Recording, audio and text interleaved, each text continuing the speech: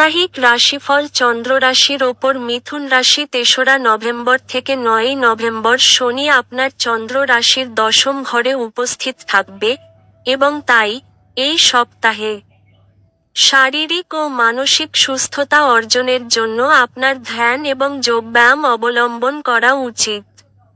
প্রয়োজনে আপনি একজন বিশেষজ্ঞের সাহায্য নিতে পারেন।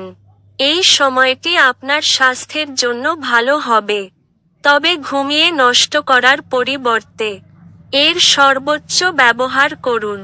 যারা বাড়ির বাইরে কাজ করছেন বা পড়াশোনা করছেন তাদের এই সপ্তাহে অর্থ ব্যয় করতে হতে পারে।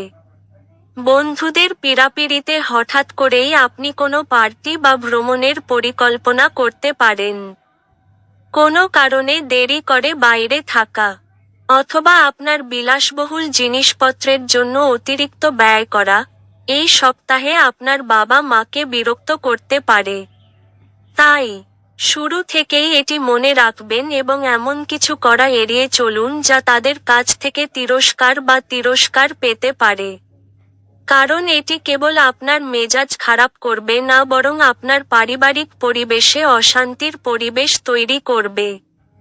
কেতু আপনার চন্দ্র রাশির ৩য় ঘরে অবস্থান করবে এবং এই সপ্তাহটি ইঙ্গিত দেয় যে অনেক লোক তাদের ক্যারিয়ারে অগ্রগতির সুযোগ পাবে।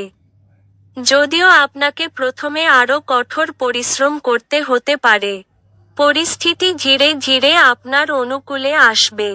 তাই শুরু থেকেই আপনার কঠোর পরিশ্রম চালিয়ে যান।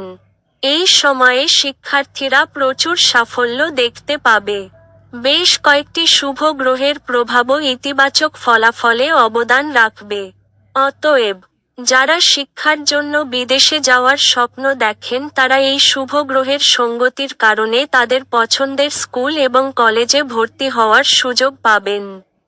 উপায়: প্রতিদিন বিষ্ণু সহস্রনাম পাঠ করুন।